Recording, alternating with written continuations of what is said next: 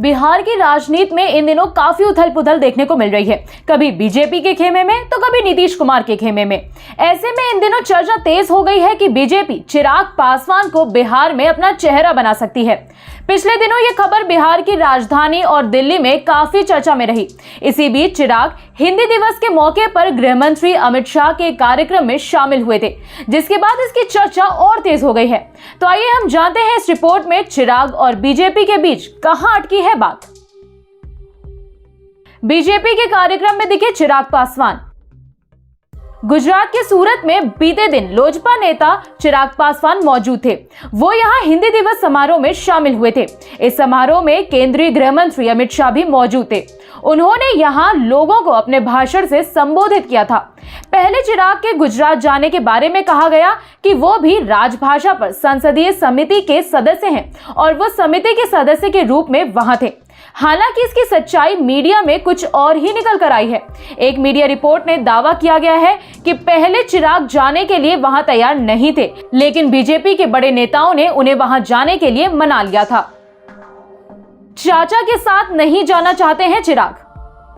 Media में आ रही खबरों के अनुसार बीजेपी बिहार में बड़ा प्रयोग करना चाहती है। यही वजह है कि चिराग पासवान को अपने खेमे में लाने की कोशिश कर रही है।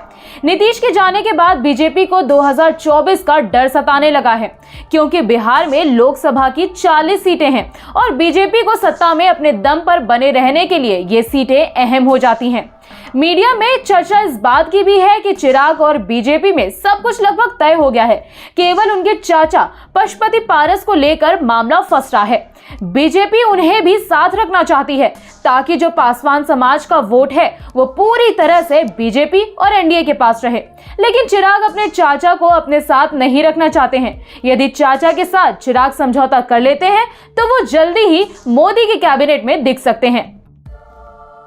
बीजेपी के लिए क्यों जरूरी है चिराग? चिराग पासवान की पार्टी ने 2020 के बिहार विधानसभा चुनाव में 135 सीटों पर उम्मीदवार खड़े किए थे, लेकिन सिर्फ बेगूसराय की मटिहानी सीट से राजकुमार सिंह चुनाव जीतने में सफल रहे, जहां उन्होंने जदयू के बाहुबली उम्मीदवार बोगू सिंह को हराया। लोजपा ने दर्जन भर सीटों पर जदयू को नुकसान पहुंचाया था। चुनाव के बाद सियासी गलियारों में चर्चा थी कि जेडीयू के 43 सीटों के समेटने में अहम भूमिका चिराग की थी। तो ये थी चिराग पासवान से जुड़ी हमारी रिपोर्ट। आपको रिपोर्ट कैसी लगी कमेंट बॉक्स पर बताइए। साथ ही पूरे मामले पर आप क्या कुछ कहना चाहते हैं कमेंट सेक्शन पर लिखिए। बाकी देश दुनिया से जुड़ी खबरों के लिए बने रहिए जनसत्ता के साथ। धन्यवाद।